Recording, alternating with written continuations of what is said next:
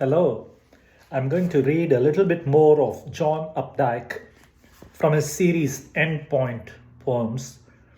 One Tucson, Arizona birthday in 2004, and going on to an excerpt from The Author Observes His Birthday 2005. Tucson birthday 2004. Ocotillo leaves out beside the porch rail. Ocotillo leaves. It's a Spanish word or Mexican word. Ocotillo or Ocotillo leaves out beside the porch rail. Saw teeth of green assault the sky's nude blue.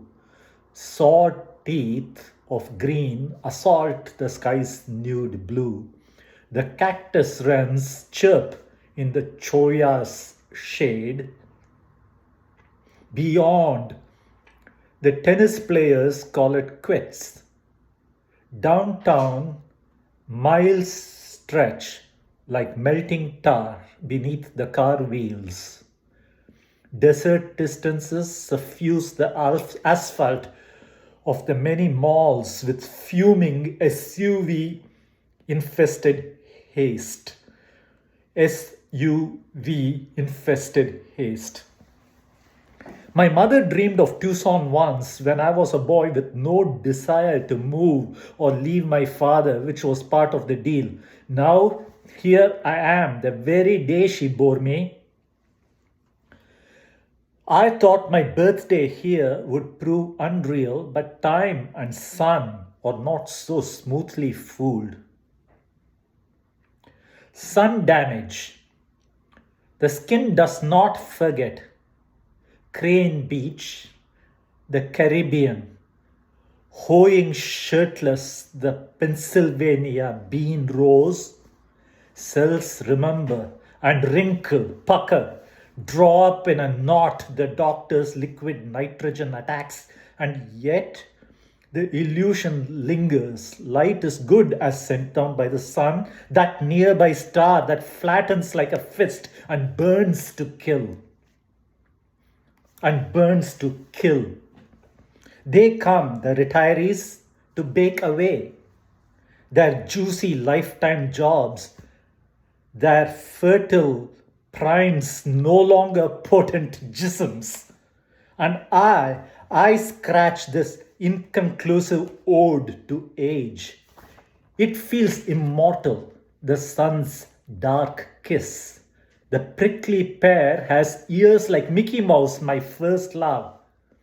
To copy comic strips stretched prone upon the musty carpet, Mickey's ears, the curl in Donald's bill, the bulbous nose of Barney Google, Captain Easy's squint.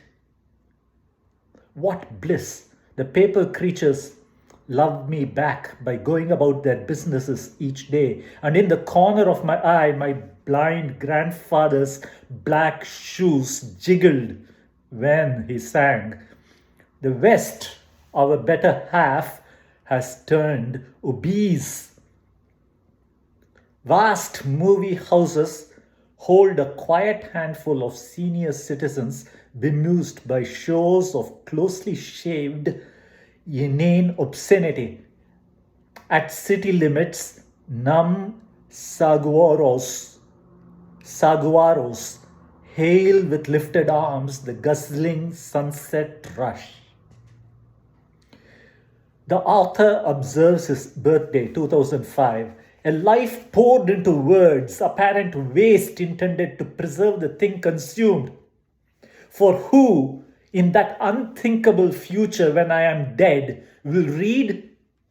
The printed page was just a half millennium's brief wonder, Erasmus's and Luther's Gutenberg, perfected means of propagating truth or lies, screw pressed one folio at a time, a world long dulled by plagues and plain song, warned to metal's kiss.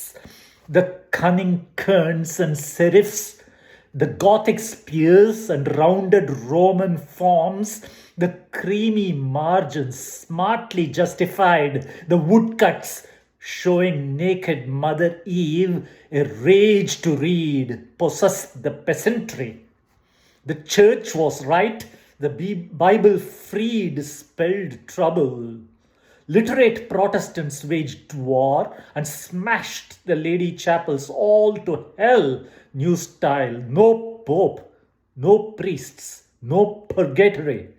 Instead, clear windows and the pilgrim soul, that self which tribal ways suppressed and whose articulation asked the world of books.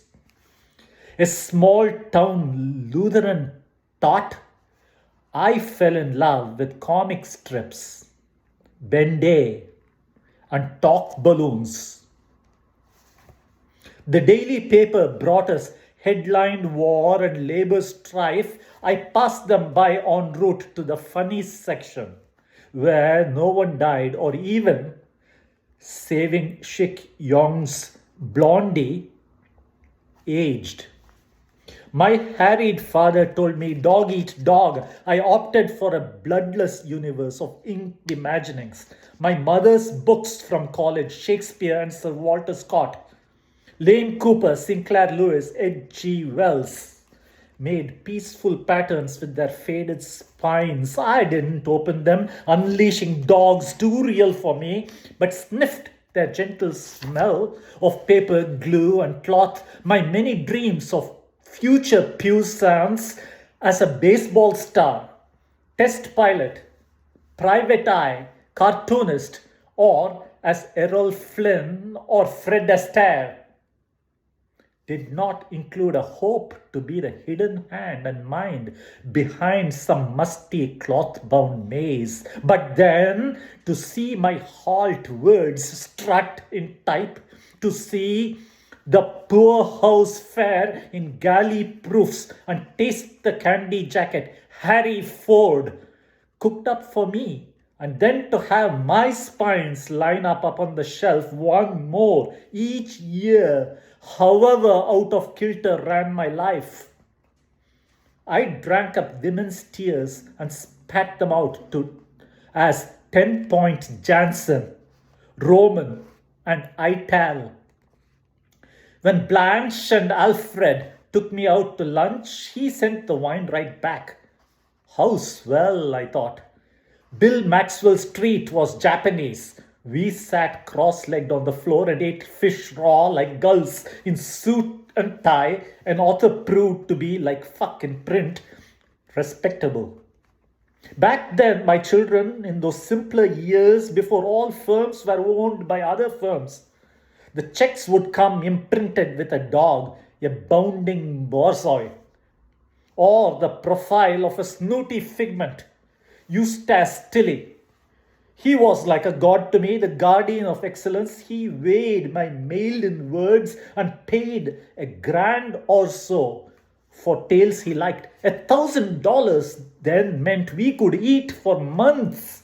A poem might buy a pair of shoes. My life with children was a sluice that channeled running water to my pan by tilting it and swirling it slightly. I, at end of day, might find a fleck of gold.